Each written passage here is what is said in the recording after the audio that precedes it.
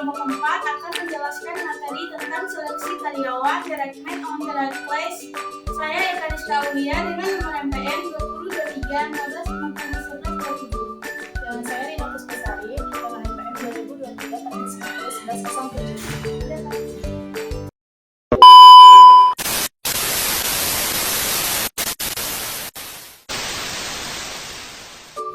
Selanjutnya, ada beberapa pembahasan meliputi 1. Pengertian seleksi karyawan 2. Tujuan seleksi 3. Manfaat penerapan prinsip Directment on the Right Place dalam seleksi karyawan 4. Kualifikasi SDM yang dibutuhkan 5. Proses seleksi karyawan 6.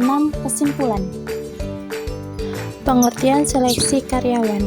Seleksi karyawan adalah serangkaian tahap atau proses yang dilakukan oleh perusahaan atau organisasi untuk memilih kandidat yang paling sesuai dengan kebutuhan dan kualifikasi yang dibutuhkan untuk mengisi posisi tertentu dalam perusahaan. Proses ini bertujuan untuk memastikan bahwa perusahaan dapat menemukan calon karyawan yang tidak hanya memiliki kompetensi teknis dan profesional, tetapi juga dapat beradaptasi dengan budaya organisasi, serta memiliki potensi untuk berkembang dan memberikan kontribusi jangka panjang. Seleksi karyawan menjadi bagian penting dalam manajemen sumber daya manusia atau SDM, karena kualitas karyawan yang terpilih akan sangat mempengaruhi kinerja organisasi secara keseluruhan. Dengan demikian, seleksi karyawan yang efektif dapat meningkatkan produktivitas, kinerja, dan loyalitas karyawan yang pada akhirnya berdampak positif pada tujuan dan keberlanjutan perusahaan. Tujuan seleksi.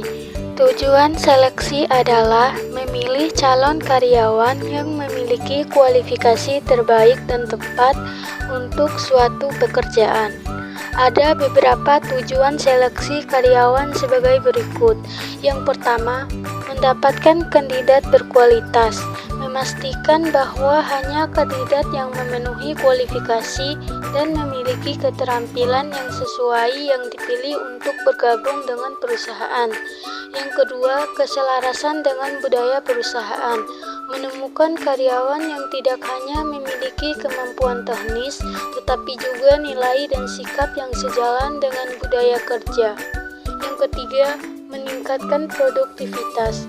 Memastikan penempatan karyawan yang tepat untuk mengoptimalkan kinerja tim dan efisiensi operasional. Yang keempat, mengurangi tingkat turnover. Meminimalkan risiko pergantian karyawan dengan penempatan individu yang benar-benar cocok dengan posisi dan perusahaan, sehingga meningkatkan retensi. Yang kelima, menjamin kepuasan pelanggan. Memilih karyawan yang mampu memberikan layanan terbaik untuk meningkatkan pengalaman pelanggan dan loyalitas mereka. Dan yang terakhir, mendukung pengembangan karir. Menciptakan jalur pengembangan karir yang jelas bagi karyawan yang berkualitas. Selanjutnya, ada manfaat penerapan Directment on the Right Place dalam seleksi karyawan. Memberikan berbagai manfaat dalam manajemen sumber daya manusia, antara lain 1. Meningkatkan kinerja karyawan. Salah satu manfaat utama dari penerapan prinsip Directment on the Right Place adalah meningkatkan kinerja karyawan. Ketika karyawan ditempatkan pada posisi yang tepat dengan kompetensi dan minat mereka cenderung lebih termotivasi untuk bekerja. Hal ini berujung pada produktivitas yang lebih tinggi, karena karyawan dapat memberikan yang terbaik dalam pekerjaan yang mereka lakukan. Dengan melakukan seleksi yang cermat, dapat menciptakan tim kerja yang efisien dan efektif. 2. Mendorong budaya organisasi yang positif.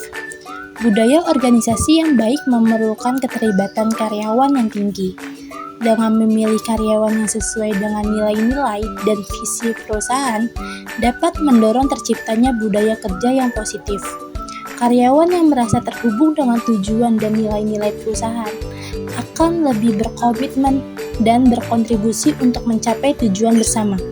Dalam konteks ini, seleksi yang tepat tidak hanya berdampak pada individu, tetapi juga pada keseluruhan organisasi. Ketiga, memperkuat loyalitas karyawan. Karyawan yang merasa mereka diperlukan secara adil dan dikembangkan sesuai dengan potensi mereka cenderung lebih loyal terhadap perusahaan. Penerapan prinsip the right man on the right place membantu dalam mengidentifikasi karyawan yang memiliki potensi untuk berkembang dan memberikan mereka kesempatan untuk belajar dan tumbuh.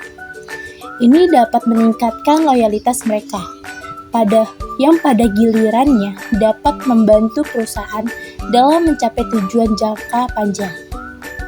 Penerapan prinsip the right man on the right place membantu dalam mengidentifikasi karyawan yang memiliki potensi untuk berkembang dan memberikan mereka kesempatan untuk belajar dan tumbuh. Ini dapat meningkatkan loyalitas. 4. Mengurangi tingkat turnover.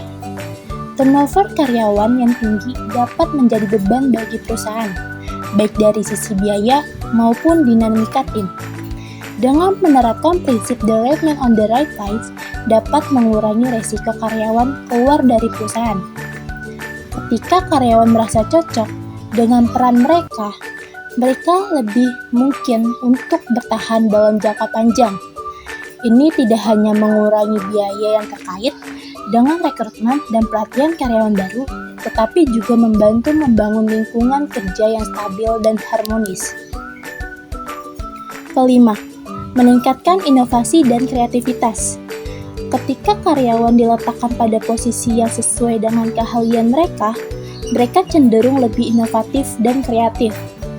Dalam bisnis retail yang cepat berubah, kemampuan untuk beradaptasi dan menghadirkan inovasi menjadi sangat penting. Dengan menempatkan individu yang tepat di posisi yang menuntut kreativitas dan pemikiran inovatif, dapat berinovasi dan memenuhi tuntutan pasar yang terus berkembang. Adapun kualifikasi sumber daya manusia yang dibutuhkan.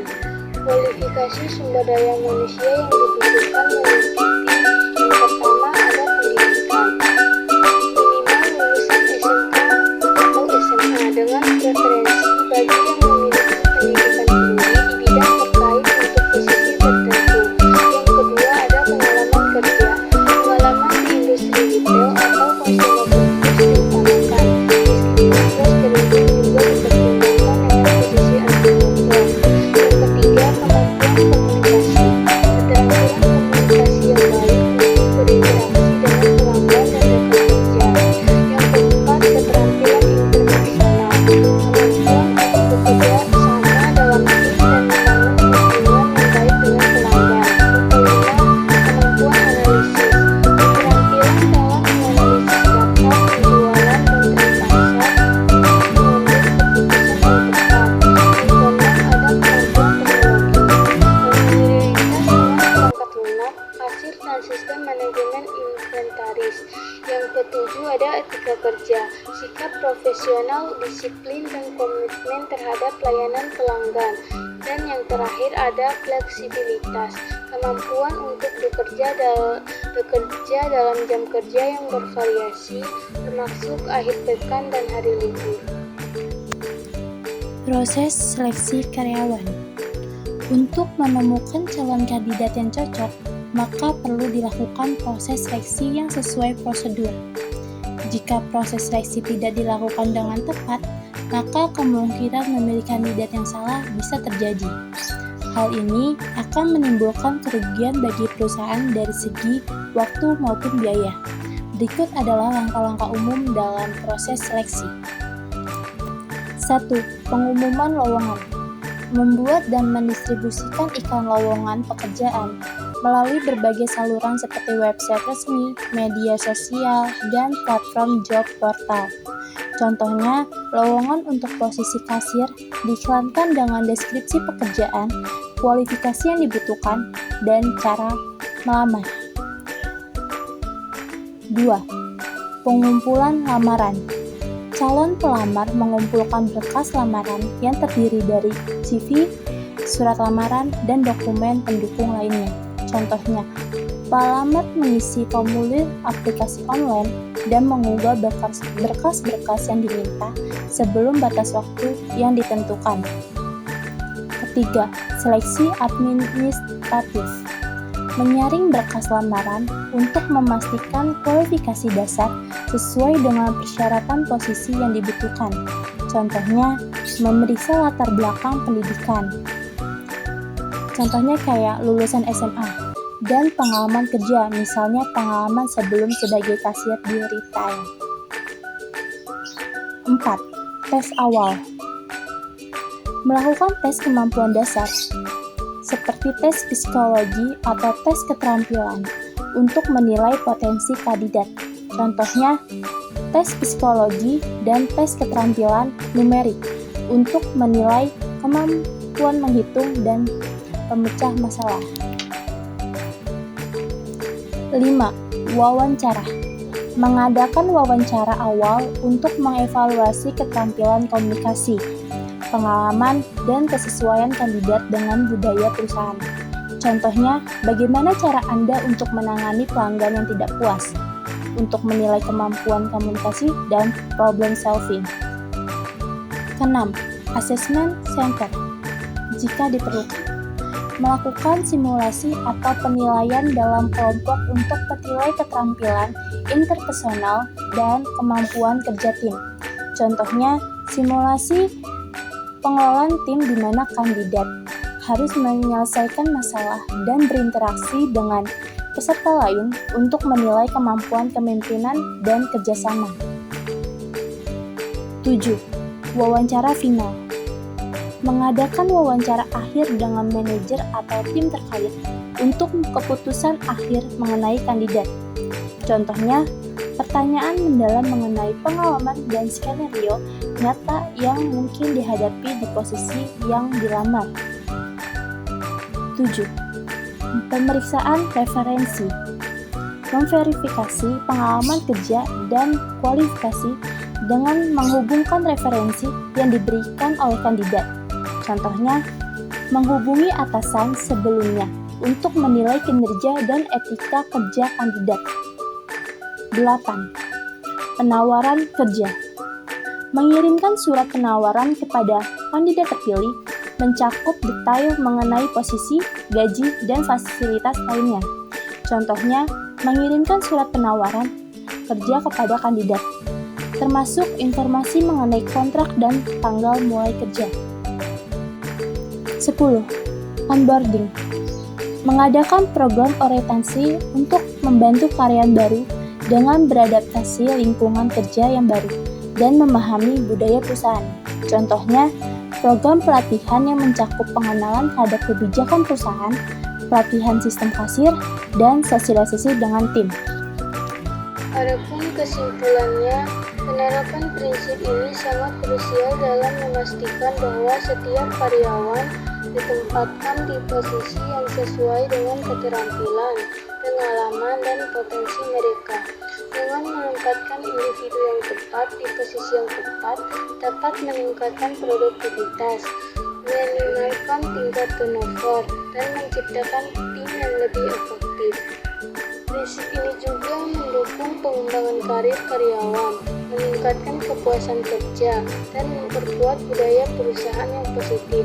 Dengan demikian, melalui proses seleksi yang sistematis dan berfokus pada penempatan yang tepat, dapat mencapai tujuan bisnisnya secara lebih efektif dan efisien, sambil membangun tim yang kompeten dan berdaya saing.